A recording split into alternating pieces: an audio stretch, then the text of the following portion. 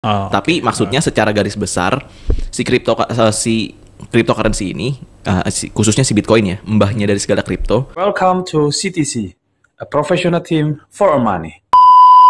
Bro, lama wah. lo nggak datang. Iya nih. Gue mau tanya nih. Sekarang Waduh, ini kan langsung diberondong pertanyaan nih. harus. Soalnya sekarang ini gini. Sekarang itu kondisi market tuh kan juga unpredictable banget nih sekarang. Benar. Ya kan? Gue nggak tahu nih ada isu-isu apa yang lagi berkembang sekarang. Tolong lu jelasin ke gue dong gimana? Boleh. Mungkin kita mulai dari isunya dua ya. Bukan isu. Ngelihat dari dua sisi ya. Dua sisi. Pertama dari Oke. sisi short term dulu ya. Oke. Karena kan memang basisnya kita kan arahnya trading. Mm-mm. Kalau dari short term sendiri sebenarnya ada beberapa isu yang cukup sedikit isu yang cukup kontroversial. Kayak Oke. contoh kemarin kan China ya. China itu kan sempat bener-bener nge-ban tuh yang Crypto yang ya? mining tambang cryptocurrency kan di-ban sama mereka. Iya. Dan Itu gue tahu tuh, itu isunya masalah energi tuh, masalah Betul, listrik. bener yang kan? harusnya dipakai buat rumah tangga, kebutuhan dan sebagainya, malah kesedot ke miner semuanya. Nah, itu dia. Apalagi gini, karena di-ban ya. Sedangkan sekitar 65% ya, sampai 70% miners crypto itu ya lokasinya ya di China. Oh masa sih? Gila. Sekitar segitu. Jadi memang kalau kita coba cari-cari di internet ya, miners terbesar cryptocurrency itu ada letaknya di China. Oh oke. Jadi kebayang nggak ketika orang gimana ya, penghasil terbesarnya tiba-tiba di-cut langsung sama pemerintah pusatnya. Iya. Pasti ya market lumayan kocar-kacir lah ya. Oke. Ditambah- bukannya harusnya kalau keadaan begitu berarti si kripto ini harusnya jadi langka dong, nggak ada yang mining lagi. Sebenarnya lebih ke arah Bukannya gini. harus naik ya harusnya? Sebenarnya lebih ke arah gini sih. Karena di-cut sama pemerintah, mereka itu jadi panik yang di dalam negerinya ya. Di dalam negerinya panik. Mereka tuh buru-buru nyari kayak semacam swaka ya kalau kita bilang. Swaka. Dalam tanda petik ya, Oke. bukan karena huru-hara atau semacamnya. Jadi swaka untuk mengamankan si mining ini sendiri. Oke. Kalau oke, misalnya dari pemerintah pusatnya jadi cut, sedangkan kan gimana ya? Siklus duit itu kan harus muter. Kalau kita bilang ya sama, si cryptocurrency itu harus muter juga. Ketika supply-nya di-cut, supply chain-nya di-cut ya berarti gimana ya? Pasti ada kepanikan lah. Dari Oke. sisi investor sendiri tiba-tiba di-cut. Nah, akhirnya ya mau gak mau mereka harus pindah nih. Ya gue ada- dengar, gue baca sih begitu sih ya. Ada beberapa yang pindah ke US, ada yang ke negara Amerika Latin, macam-macam lah, banyak yang pindah akhirnya ke sana. Tapi Ya. ada juga yang akhirnya give up sih. Mereka jadi ganti bisnis kalau nggak salah. Nah, itu dia. Ada banyak yang begitu juga sih. Jadi ya memang itu salah satu di short term itu yang cukup berpengaruh ya dari sisi Oke. si China. Terus juga memang kebetulan bulan yang lalu ya, beberapa bulan belakangan ini kan lagi naik banget nih, lagi rally banget sampai terbentuk ATH terbaru. Kalau Oke. kita lihat dari grafiknya ya memang sudah, kalau kita bilang memang waktunya koreksi lah. Ya, tapi memang koreksinya ya kita bilang bukan long ya. Bukan yang deep correction yang sampai jangka waktunya panjang. Yang kayak waktu tengah tahun lalu kan sampai berbulan-bulan ya. Ya memang betul. orang ibaratnya kita bilang udah take profit gitu. Dari kondisi ini. Nah, terus juga ada dari Rusia yang mereka tuh intinya bilang gini. Mereka mau nge-ban juga sama cryptocurrency karena si cryptocurrency ini kan sifatnya trading ya. Apalagi abis di mining terus diperjualbelikan, kan pasti ada penghasilan lah ya, capital gain kan di situ. Oke. Dan di situ tuh seharusnya jadi ladang basahnya pemerintah nih. Yang Buat di Rusia itu. ya, jadi ladang pemerintah, istilahnya gini. Kan ada pemasukan nih dari capital gain. Oke. Tapi karena di cryptocurrency ini ya si pemerintah tuh gak bisa nge-track gitu. Pemerintah gak bisa nge-track nih duit tuh ke arahnya mana, karena kan istilahnya desentralisasi ya. Terus juga encrypted banget kan si crypto itu. Betul. Susah banget ditembus sama ya hacker-hacker pemerintah mungkin ya. Nah, pemerintah itu ngelihat dari Rusia itu ngelihat ini tuh sebenarnya ladang basahnya kita nih. Nah, akhirnya mereka tuh bilang kalau nggak salah pengen melakuin gimana pun caranya supaya bisa bikin teks ke mereka. Gitu sih. Oke. Ya iyalah, pemerintah pasti ngajarnya pajak sih memang. Pasti, makanya contoh dari China ya, negara yang segede itu aja, makanya sampai di-cut ya mungkin juga salah satunya pemerintah juga nggak dapat, ibaratnya nggak dapat cuannya lah. Ibaratnya kan, lu dapat capital gain, lu harus bayar ke gua nih, gitu kan. Tapi mereka banyakan yang apa namanya, investor kripto itu kan nggak mau bayar kan, juga istilahnya kan nggak kelacak nih. Iya, iya. Nah itu kalau dari sisi short term sih. Tapi dengar-dengar yang Indonesia juga sedang lagi dibikin regulasinya sih. Nah ini Indonesia agak sedikit menarik ya. Sensitif nih. Ini kalau dibahas lebih panjang agak Ya. sensitif karena kan menyangkut agama-agama tertentu ya. Iya, iya, betul. Tapi kalau misalnya kita lihat sebenarnya impact gak sih si apa namanya peraturan dari Indonesia ke seluruh marketnya kripto. Ternyata pas abis kemarin ya ketok palu dibilang ibaratnya dibilang not good lah ya, tidak dianjurkan. Iya. Ternyata ya market kripto nggak berpengaruh gitu. Oh, oke. Maksudnya Oke. ya tetap volatile, tetap jalan, tapi nggak pengaruh sampai kayak China, sampai kayak Rusia yang bikin deep correction dalam itu kayaknya nggak. Mungkin karena jumlah kuantitinya kali. Betul. Mungkin ya. Kuantitinya mereka tuh besar sekali, jadi isu pemerintah yang mungkin atau isu itu sentimen tertentu itu langsung membuat pergolakan kali. Iya, dan di satu sisi juga yang tadi gue sempat mention ya, kan China itu kan negara miners terbesar nih di kripto. Oh iya, pantesan. Gak usah Ibaratnya ngomong. biangnya digebuk, ya marketnya pasti goyang ibaratnya gitu. Iya, Sedangkan iya, kalau Indonesia kan ya kayak kita lah ya, mainnya ya Trading doang. trading doang. Iya. Juga maksudnya mungkin ada beberapa whale di Indonesia, tapi kayaknya nggak begitu dahsyat ya untuk ngegerakin marketnya tuh sampai bergejolak turun itu kayaknya nggak. Ya memang itu untuk yang sisi short term ya.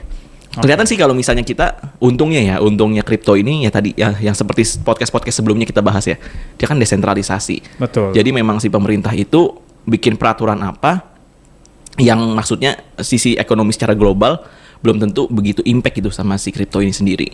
Ya karena decentralized kan. Iya. Kalau centralized oke lah, pasti Wah. akan pengaruh kebijakan pemerintah dan sebagainya. Pasti. Ya, karena decentralized ya jadinya dia tidak terlalu ngaruh ke sana ya. Betul. Nah ini kalau yang kita bahas dari sisi short term ya, jangka pendek buat yang trading. Oke. Karena kan trading ada harga turun, harga naik. Tapi Ya. kalau kita bilang untuk yang investment gimana sebenarnya? Justru kalau secara investment sendiri, buat long term ya, kalau kita pilah-pilah di internet, justru beritanya tuh banyak yang positif. Oh, oke. Berarti untuk long run-nya oke nih ceritanya. Betul.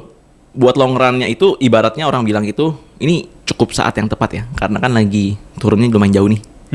Dari 60 Betul. sekian ribu, sekarang 50. Tadi kalau nggak salah tuh 57 apa 56 ribu ya untuk BTC. Gua cek Coba dulu, kita gua cek. Gua cek dulu nih. Karena ini jujur menarik ya. Gua terakhir itu kan juga sempat buy lagi. Kan gua sempat main di Shiba tuh. Ya kan terakhir gila turun lagi loh anjir. Dia gini ya. Oh parah nih 56.000 loh. Sekarang di harga 56.000 loh. Ya untuk Bitcoin. Iya anjir buset. Itu memang Ngeri. dari sisi short term gitu. Maksudnya untuk short run-nya ya memang ada beberapa isu-isu negatif ya. Balik lagi, kita memang nggak bisa predik ya. Karena si kripto ini kita bilang masih terlalu volatile. Benar. Karena sandingannya itu balik lagi yang kita bahas dari podcast-podcast sebelumnya. Sandingannya itu selalu sama fiat currency. Yes, betul. Itu ngaruh banget Itu sih. pasti pengaruh. Ini buset lu lihat deh. Ini apa namanya? Shiba kan gua ini. Untung gua udah lepas loh. Kemarin gua sempat beli di 4.000 0,00048. Lagi Terus sempat downtrend. naik ke 5.000-an. Nyampe nggak ya? Kayaknya nggak nyampe deh. 4.000 sekian juga. Itu gua langsung lepas aja udah. Dan sekarang bener downtrend tuh. Sesuai Lagi gua downtrend. punya analisa tuh. Gua udah lihat dia kayaknya akan downtrend terus nih. Ini kalau sentuh 3.000-an, wah ini agak bingung sih memprediksi ke depannya sih. Sebenarnya bukan lebih ke arah bingung ya. Sebenarnya gini. Beberapa koin punya hak dalam tanda petik ya. Dalam tanda petik itu harga wajar. Oke. Ibaratnya gimana ya? Ada kayak misalnya komoditi nih. Itu kan ada harga wajarnya. Harga pasarannya lah seharusnya. Betul. Dan kemarin-kemarin itu memang lagi bubble banget tuh. Apalagi yang SIP ya. Sampai sempat nginjek 8.000 something kan. Iya, benar. Ya dan memang Dan kalau- si Bitcoin juga ATH, Bro. betul. Ya memang ibaratnya kalau kita gambaran kasarnya ya. Kasarnya kita bilang itu ya memang udah saatnya lah. Tapi ya ini justru saat yang tepat untuk kalau kita bilang serok bawah ya. Oke. Beli lagi. Cuman kalau lihat BTC yang sekarang sih, kalau dibeli untuk long run sih oke kayaknya ya. Betul. Tapi ini mungkin nggak sih dia turun sampai cukup jauh lagi, misalkan 40 ribuan mungkin? Kalau kita bilang secara grafik ya, itu tetap harus gambar tren lainnya seperti apa, dia udah sentuh supportnya apa belum, segala macam harus kita lihat ya. Betul. Terus dari tren selama sebulan terakhir gimana. Tapi kalau misalnya kita bilang secara garis panjang nih, itu kan nanti kita bilang short run ya. Tapi kalau kita mau bilang long termnya, justru Bitcoin itu banyak berita positif. Paling gampang. Yang pertama, negara pertama yang bikin Bitcoin legal tender, El Salvador. Sekarang bikin produk pemerintah ya. Itu bonds, obligasinya mereka. Tapi based on Bitcoin. Gampangnya gini. Kalau obligasi biasa di pemerintah ya, kita beli pakai fiat currency kita nih. Betul. Misalnya kita beli 1 juta, 2 juta, terus kuponnya semacamnya, terus temponya sekian lama, mirip kayak gitu. Tapi kalau ini belinya pakai Bitcoin. Sebentar, kalau beli pakai Bitcoin berarti kan orang dari negara yang berbeda bisa beli juga dong, bro. Kalau gua holding Bitcoin, gua mau beli juga bisa, no? Bisa-bisa aja. Jadi karena memang, tapi nggak tahu ya dari pemerintahnya mereka. Regulasinya seperti apa itu kita kurang tahu. Tapi maksudnya secara garis besar si cryptocurrency ini, khususnya si Bitcoin ya, mbahnya dari segala kripto, ya itu didukung sama tadi ya, El Salvador kan bilang mereka mau nerbitin obligasi bonds based on Bitcoin. Kuponnya lumayan loh. Jadi salah satu kupon tertinggi saat ini di 6,5% per annum per tahun. Terus tenornya juga lumayan panjang, 10 tahun. Tenor obligasinya. Nah ini ada beberapa analis di luar sana yang prediksi. Sebenarnya ada kemungkinan dua.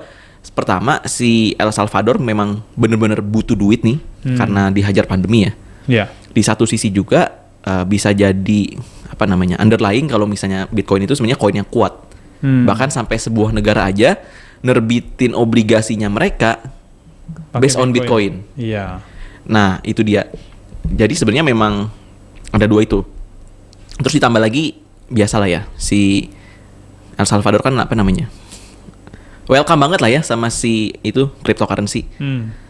Mereka itu rencana mau jadi dalam tanda petik negara Bitcoin kalau nggak salah. Jadi mereka mau bikin tax free di sana. Gila itu bakal banyak orang yang mau tax free itu ya ke sana nanti. Betul. Ntar bisa jadi kemungkinannya kayak yang biasa kita sering dengar, kayak papers. Terus yang terbaru apa? Adalah ya, maksudnya negara-negara yang tax haven lah. Maksudnya surganya pajak. Ya mungkin bisa jadi begitu. Oke. Anyway gini. Anyway, gue nggak tahu nih lu ada update enggak yang soalnya. Gue ada dengar soal metaverse nih, bro. Itu kayak gimana sih? Dan itu ngaruh juga loh ke kripto ternyata tuh. Metaverse ya? Metaverse. Sejujurnya ini sih, kalau metaverse gue belum gali sampai ke sana. Tapi next podcast boleh kita bawa ya tentang metaverse. Karena itu menurut gue gini, itu sesuatu yang sekarang lagi juga menarik banget, dan mostly yang kerjakan ini kan dari Facebook nih ceritanya nih. Bener. Ya kan? Sempet denger gitu sih kabarnya. Udah nonton ini belum yang film yang Ready Player One ya? Apa sih namanya? Gue juga lupa sih nama filmnya. Itu jadi bicara tentang kita itu melakukan segala sesuatu tuh via digital, bro. Jadi kayak ada dunia maya yang kita bisa akses masuk ke dalam, dan kita punya karakter di dalam situ kayak game gitu. Jadi kita masuk ke dalam situ dan kita bisa melakukan pembelian tanah di situ, sertifikat di situ dan sebagainya di situ. Based on itu NFT itu. NFT sempet ada beberapa kali sih ya. Dapat DM di Instagram nawarin itu NFT. Iya. Banyak banget. Itu kan salah satunya. Itu kan kayak buat sertifikat online-nya. Nah ini bahkan kita kayak bisa beli tanah gitu, bro. Iya. Kayak bisa begitu. Terus bisa tuh hal-hal yang lain-lain itu banyak banget, gila. Itu udah kayak benar-benar kayak gue nonton film itu, dan itu film itu jadi kenyataan, bro. Jadi kita bisa punya karakter sendiri di dalam situ yang istilahnya karakter online kita, yang kita bisa jelajah dunia itu. Dan semua transaksi secara currency-nya ya itu akan menggunakan dari cryptocurrency ini, bro. Nah, kalau yang itu ya sempat memang ada beberapa iklan ya. Terus ada sempat ada yang nge-DM gue juga yang nawarin NFT ya. Salah satunya tuh kayak Upland. Itu kayak game juga sih mirip. Jadi kita bisa beli tanah di seluruh dunia. Iya. Petak-petaknya mirip sama kayak tanah saat ini katanya. Dan kita tuh ibaratnya punya apa ya? Punya lahan digital lah di sana. Iya, lahan digital, betul. Dan katanya bisa disewain apa segala macam. Nah, ini memang gue belum pernah cari tahu lebih lanjut sih ya seputar yang ini. Tapi menarik untuk dipelajari sih. Mungkin next podcast ya kita coba. Ya, nanti boleh explore. Ya. Next podcastnya gue minta lu explore bagian itu ya. Boleh. Karena something new sih sebenarnya. Dan ini Something mungkin new. saja bisa berimpact untuk kripto di masa depan. Bisa jadi. Nah, gue sih yakin seperti itu sih. Anyway. Karena memang kalau nggak salah ya pembayarnya juga memang pakai kripto kan di sana ya kalau nggak salah. Iya. Jadi ya memang Belum dapat info detail, makanya coba nanti gali deh, bro. boleh. Nanti lu cari untuk tahu yang dari situ deh. untuk yang metaverse ini ya sama ini metaverse ntar coba gue gali lebih lanjut. Oke. Anyway, ada update apa lagi nggak untuk sampai akhir tahun ini, bro? Sebenarnya lebih banyak sih ya. Lebih ke yang sebelumnya sering kita bahas. Oke. Institusi keuangan. Ini yang lumayan menarik ya karena mereka kan termasuk bank yang dalam tanda petik konvensional lah ya. Sekarang mulai ikut terjun nih. Salah satunya Citibank. Wah, pasti pada tahu lah Citibank. Kartu kreditnya sering kita pakai segala macem. Betul. Mereka itu rencananya pas baru-baru ini sih nge-launching awal Desember nih, tanggal 1. Mereka tuh mau bikin ibaratnya divisi pengembangannya mereka, pengembangan bisnisnya. Kayak salesnya lah, lebih ke arah pengembangan produk gitu-gitu. Lebih ke arah digital currency, digital asset. Dan mereka rencananya nge-hire sekitar 100 orang apa buat ngegemukin bagian itu. Buset. Sekelas Citibank loh. Citibank itu ya. Sebelumnya udah JP Morgan, Morgan Stanley, sekarang Citibank dan baru-baru ini juga Commonwealth sih. Mungkin kalau Commonwealth masih agak ini ya. Mungkin ada beberapa yang teman-teman di sana kurang paham sih. Tapi udah ada cabangnya di Indonesia banknya. Commonwealth pun bosnya ya, CEO-nya sempat bilang kayak gini. Sebenarnya gini, resiko nggak masuk ke kripto untuk investment, resiko. Tapi jauh lebih beresiko kalau bank-bank saat ini nggak mau masuk ke sana. Pasti bakal ketinggalan zaman. Iya, memang sih. Memang digital ini nggak bisa dicegah sih. Dari dunia finansial sendiri juga nggak bisa dicegah. Dan memang arahnya ke arah sana. Ya, bahkan arahnya udah ke arah sana memang. Tapi memang ke arahnya sana. Tapi ya ini. Sekarang kan banyak negara yang mau bikin CBDC, Central Bank Digital Currency-nya mereka sendiri. Ibaratnya kan Bitcoin yang paling mbahnya nih, mereka mau bikin mata uang sendiri lah, kayak USDT gitu-gitulah. Ya, BUSD dan sebagainya. Ya, mirip-mirip. Yang kita bilang stablecoin ya. Iya. Ya memang harus ke arah sana, kalau enggak bank pasti ketinggalan zaman. Dan memang ya itu tadi gue setuju sih sama yang si bosnya Commonwealth bilang. Resiko nggak masuk ke situ ya risiko. Makanya kita harus sebelum masuk tuh harus selalu belajar. Tapi lebih beresiko lagi kalau bank-bank ini nih tetap pada pendiriannya mereka nih. Dan tidak masuk gitu. Dan tidak masuk itu jauh lebih beresiko lagi. Karena hampir sekian persen kan ya waktu itu sempat kita bahas. Ya. Udah berapa persen dari perputaran 2% ya sekitar baru-baru ini nih 2% dari perputaran uang di dunia kan masuknya di cryptocurrency. Dalam tempo sekian tahun ya. Maksudnya itu tempo yang cukup singkat nih. Mengingat umur keadaan finansial kita nih udah ribuan tahun yang lalu kan. Maksudnya dalam tempo sekian itu udah nguasain 2% dari perputaran uang di dunia kan. Dan kedepannya akan lebih cepat sih. Kedepannya bakal lebih cepat, apalagi banyak negara yang adopsi, bank bakal adopsi. Iya. Wah kenceng. Ya, berarti future-nya dari si kripto ini memang udah pasti bagus sih. Project yang menggunakan dia banyak soalnya. Betul. Dan ada yang menarik ya. Mungkin kalau lu tahu Kevin O'Leary. Wah, belum tahu gua. Ini pernah nonton Shark Tank nggak? Tahu deh kayaknya program Shark acara. Tank itu kayak semacam buat ngegalang investment lah. Ya. Kayak misalnya lu punya bisnis baru, datang ke mereka yang biayain. Tapi bukan gue bahas Shark Tank-nya ya. Kita mau bahas salah satu investornya nih. Si Om Kevin O'Leary. Yang kalau kita lihat tuh botak dia, setengah botak. Oke. Dia tuh berpendapat gini, marketnya kripto ini baru akan mulai. Belum menuju titik bener-bener gede banget.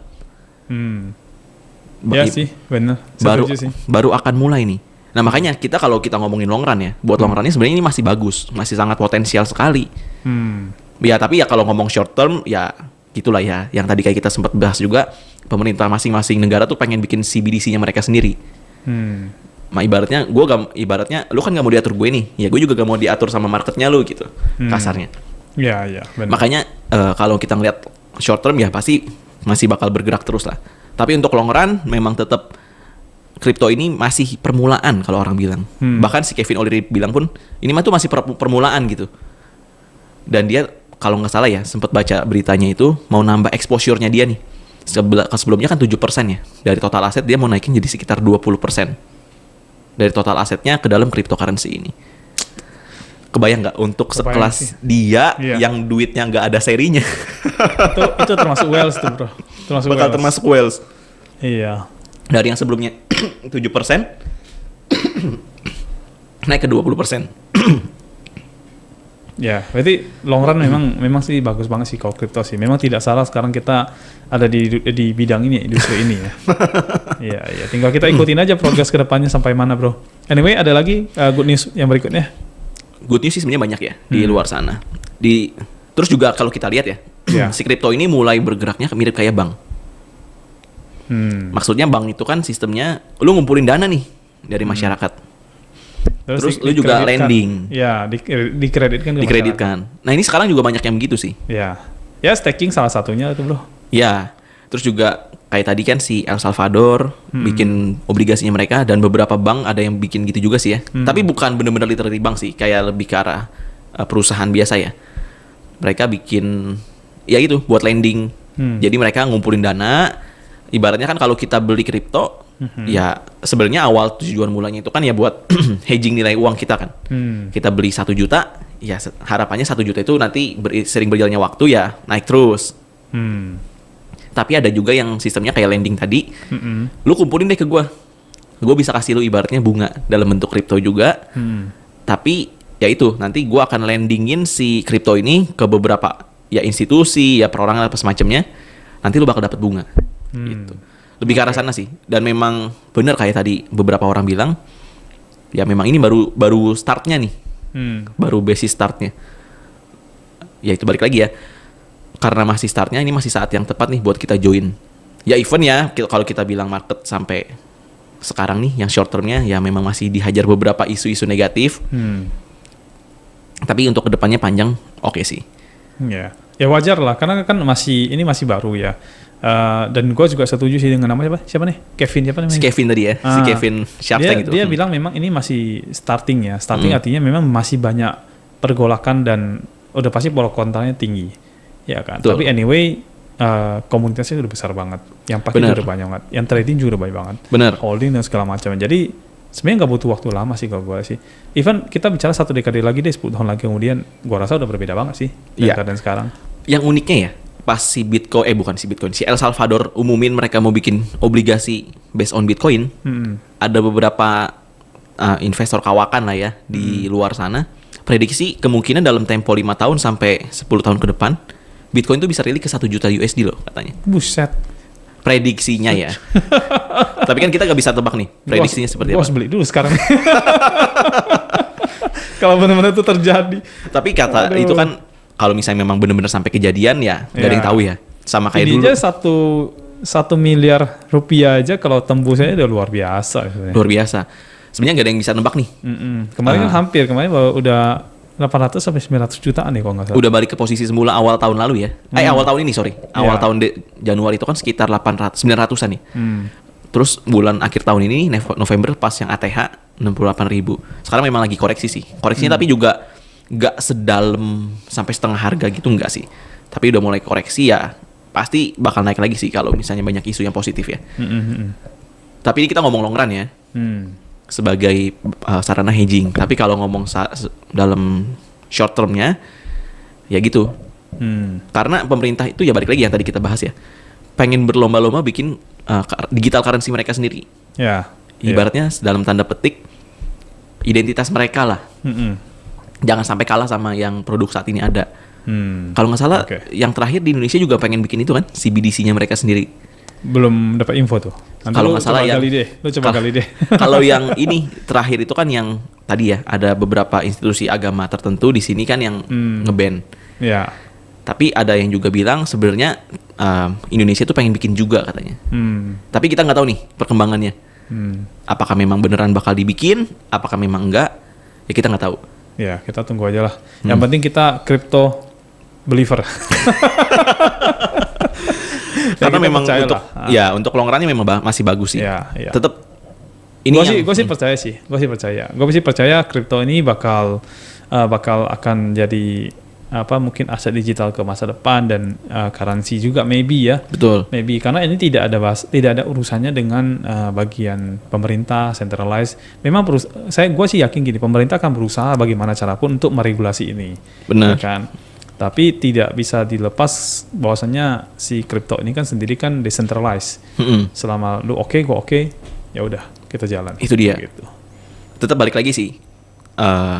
Bakal kayak tadi. Ya pemerintah pengen ada identitasnya lah. Masa ibaratnya dalam tanda... Mungkin enggak. Kayak IDR aja, Indonesia Rupiah aja sudah ada tuh IDRT, terus kemudian BIDR itu sudah mulai bikin juga, bro. Nah, bisa jadi kayak gitu sih. Ya, sudah akan bikin lah. Gue percaya memang ke depan tuh bakal akan masuk ke situ, nggak akan kemana-mana kok. Iya. Ya gitu. Memang ke arah sana sih. Masa depannya ke arah sana. Setuju. Makanya apalagi kita lihat ya, makin banyak institusi yang adopsi. Sedikit lagi juga di US itu ada beberapa institusi agama ya, kayak misalnya gereja atau semacamnya itu, ada yang mulai terima donasi pakai kripto loh. Gila. Baru-baru ini sih tapi beritanya. Pakai kripto ya. Mantap. Kan mereka itu udah mengarah ke sosial nih, bro, ceritanya. Kalau kita ngomongin lebih lanjut mungkin agak sedikit sensitif ya, tapi memang mulai diadopsi sama banyak orang sih. Ya, konon katanya itu kan kalau sekarang donasi, kalau yang zaman dulu ya, kan masih taruh uang ke dalam kotak amal atau kotak kolektor atau semacamnya. Kan apalagi pandemi ya, kan ada banyak bakteri gitu-gitulah.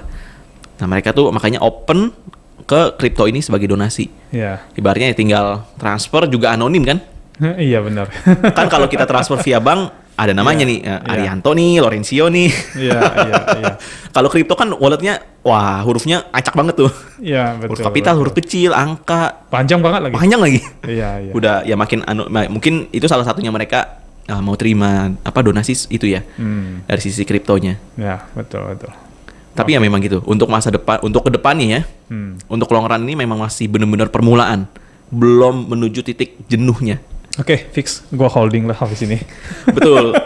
Gak ada salahnya sih holding. Maksudnya tetap balik ya. Kalau mau holding, jangan sampai kejadian kayak koin yang Squid yang waktu beberapa tempo yang lalu. Kita kan holdingnya bukan holding yang meme coin, bro. Kita holding yang memang koin yang udah bener aja lah. Bener. Harus pastiin. Kalau kita bilang itu do your own research ya. Sebelum holding misalnya let's say koin Bitcoin kan memang udah bagus. Mau BNB ya kan memang udah bagus juga ya. Betul. Misalnya kayak koin yang dulu gue sempet nyangkut Algorand. Memang makin banyak berita bagus. Kalau nggak salah sistemnya mereka tuh dibikin jadi apa ya? Kayak semacam basis sistemnya gitu deh. Kayak semacam swap gitu. Sama perusahaan game apa ya? Lupa deh, ada perusahaan game yang ibaratnya mulai adopsi sistemnya si Algorand. Tapi memang kalau nggak salah dia memang sempat ikut join di sana sih. Oke. Nah, gue agak lupa sih nama perusahaannya apa. Maksudnya gitu, tujuannya bukan ke arah satu koin atau semacamnya. Tujuannya lebih ke arah pastiin dulu nih koin yang kita mau beli, yang mau kita holding nih, fundamentalnya itu bagus.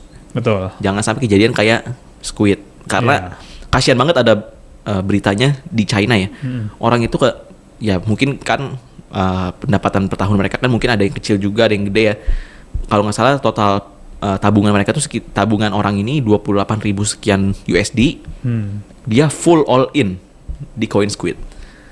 Iya, makanya itu yang sebenarnya tidak boleh tuh. Nah, itu dia. Tidak boleh begitu. Dia nggak research itu koin tentang apa. Tapi karena itu FOMO, bro. Betul. Ke bawah bawa situasi tren situasi sekarang dia ikut-ikutan. Kalau orang bilang, kalau kepanjangannya kan fear of missing out. Betul. Takut kehilangan ya. Mungkin dia ngelihatnya, wah gila nih koin naik terus. Tapi dia lupa sebenarnya ada fundamentalnya nih yang harus dilihat. Benar. Dan itu gue sering info juga ke teman-teman lah ya yang trading dan sebagainya. Gue bilang nggak usah terlalu takut soal masalah koin, aplikasi dan sebagainya. Nggak akan kemana-mana kok. Trading itu nggak akan lari kemana-mana. Mau tahun depan juga bakal ada trading itu. Jadi nggak perlu buru-buru banget lah gitu. Pokoknya yang penting asal diri kita tuh confident ya, confident sama investment kripto, sama koin yang mau kita join. Yeah. ya go ahead gitu. Iya, Jangan betul. gara-gara aduh orang pada ketakutan nih, aduh orang pada join kripto nih. Kayak orang kan ada beberapa yang bilang, wah kalau misalnya pakai bot sesuatu atau gimana dapat passive income segini-segini, aduh gimana ya, gue join gitu. Ya. Nah itu jangan, Ya, jangan, itu jangan. jangan kebawa perasaan gitu. Ya, ya. Investment itu harus tetap pakai kepala dingin, Betul. harus pakai logika yang kuat. Jangan kemakan omongan orang, bro. Betul. Itu paling penting. Ya. Apalagi sekarang kan banyak, memang robot trading ya, banyak yang robot trading itu kan ngebantu buat trading ya. Tapi banyak juga yang ibaratnya dalam tanda petik Manfaatin gitu salah loh. gunain. Ya, salah gunain atau memang dia sengaja bikin yang Robot sama scam. tapi untuk scam Ya. gitu. Itu perlu hati-hati memang. Ya kalau yang buat scam kan lebih ke arah kalau misalnya si orang itu transfernya bukan ke changernya ya. Ya, Kayak ya crypto macam-macam changernya. lah bro. Kalau Macam-macam lah. orang mau nipu mah, Betul. aduh, omongannya hebat-hebat sih. Iya, ada Kayak juga gitu. yang cuma manfaatin. Oh iya, lu manfaatin MLM-nya nih buat dapat duit ya. Sebenarnya kan bukan itu gitu loh. Jadi nggak, jadi tujuan kriptonya tuh nggak tertuju gitu. Gimana? Ya benar, jadi lari dari ini. Jadi lari dari koinnya. Fokusnya sama trading, terus pembelajaran koin, terus baca-baca kayak tadi lah kita, market lagi apa nih, impact ke koin bagaimana dan sebagainya. Harusnya ke arah situ. Lebih ke Tapi arah ya, situ. Seperti itulah. Orang namanya jual-jualan, omongannya bagus-bagus. Betul. Kayak gitu. Yang penting balik lagi sih, di setiap akhir podcast gue selalu tekenin ke teman-teman di luar sana. Sebelum join, pastiin diri kalian tuh belajar dulu. Ya, do your own research juga lah ya. Iya, belajar, research, pokoknya manfaatin lah. Sekarang kan udah zaman digital ya. Informasi itu gampang banget nyari Cek di dimanapun. Google aja ya. Cek di Google aja tuh ketemu gitu. Ya, betul. Setuju. Ketik koin Algorand aja tuh pasti ketemu. Infonya Bitcoin banyak tuh pasti ya? ketemu. Pasti Betul. banyak banget. Maksudnya research lah. Jangan sampai ikut-ikutan aja. Betul. Yang Oke. penting research, belajar, itu yang paling penting sih. Oke, sip. Sip. Thank you bro, udah datang. Sip, Nanti thank gua you. undang. Berikutnya Metaverse ya. Metaverse, Oke. gue pastiin bakal belajar tentang itu. Karena ini juga lumayan menarik sih. Siap. Thank you bro, thank you. Iya, thank you. Welcome to CTC, a professional team for money.